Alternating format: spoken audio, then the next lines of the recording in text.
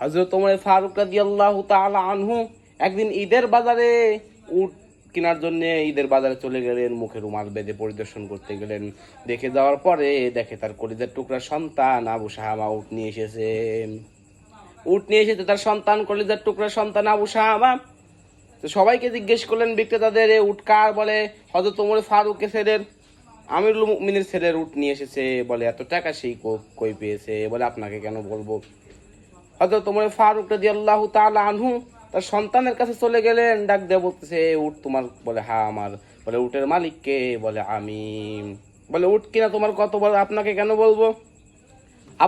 বলবো, আমার কিনা দাম আপনাকে কেন বলবো। হযরত ওমর ফারুক তখন সাথে সাথে মুখ খুলে দিলেন। মুখ খুলে দেওয়ার পরে তার ছেলে বলতেছে, আব্বা জান আপনি? আল্লাহু আকবার।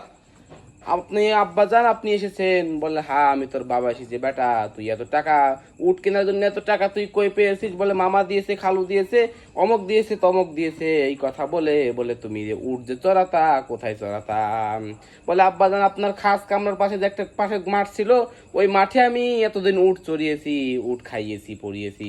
বলে উট ও জায়গা আমার না বেটা, ও জায়গা আমার না, ও জায়গা জনগণের। তুমি যে টাকা উট বিক্রি করবা তোমার লাভ রেখে ওই উটের টাকাটা তুমি জনগণের জন্য তুমি সরকারের কাছে দিয়ে দিবা। এমনি এমনি তারা জান্নাতের টিকিট পায় না, আল্লাহ এমনি তাদের সার্টিফিকেট দেয় না জান্নাতের। কি পরিমাণ ভয় আল্লাহকে করলেন হযরত ওমর ফারুক রাদিয়াল্লাহু তাআলা আনহু, কি পরিমাণ আল্লাহকে ভয় করলেন।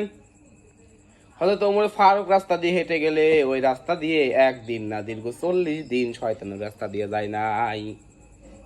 এখন এমন লোক বাইর হয়েছে যাদেরকে দেখলে শয়তান না, শয়তানের বাপ পর্যন্ত ভয় পায়।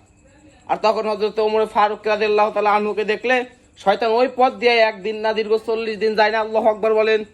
কি সাহসী মানুষ ছিলেন হযরত ওমর রাদিয়াল্লাহু তাআলা আনহু। আগে ছিলেন কাফের, ইসলামের ছায়াতলে এসে মদিনার নবীর কাছে এসে কালেমা পড়ে তিনি এমন জান্নাতি সাহাবী তার জায়গা নাম অর্জন করে নিলেন। আল্লাহ রাব্বুল আলামিন দ্বিতীয় নম্বরে হযরত ওমরের নাম ঘোষণা করেছেন। জান্নাতের দ্বিতীয় নম্বর সাহাবী হযরত ওমর ফারুক রাদিয়াল্লাহু তাআলা আনহু। একদিন রাস্তা দিয়ে হেঁটে যাচ্ছেন, এক মদখোর ছেলে, মদখোর যুবক মদ খেতে খেতে আসতেছেন। ওই যুবক ওমরকে দেখে কাঁপুনি শুরু হয়ে গেল। হায় হায়, আমি যদি এখন ওমরের সাথে ধরা পড়ে যাই আমাকে তো 80 ব্যথা আঘাত করবেন। ওই যুবক আল্লাহর ভয়ে কাতরাতে শুরু করলেন, আল্লাহ আমাকে মাফ করে দাও, এবার হযরত ওমরের হাত থেকে তুমি বাঁচাও। আমি আর জীবনে কোনোদিন মদ পান করবো না। ও আল্লাহ তুমি আমাকে মাফ করে দাও। হযরত ওমর ফারুককে দেখে যুবক কাঁপতে শুরু করলেন। হযরত ওমর বললেন, যুবক কাঁপো না, আমি কোনো বাঘ না, কোনো ভাল্লুক না, তোমাকে কিছু করব না, দাও বোতল দাও। বোতল নিয়ে হযরত ওমর দেখে এক ফোঁটা মদও নাই, সাদা দুধে ভরপুর। আল্লাহু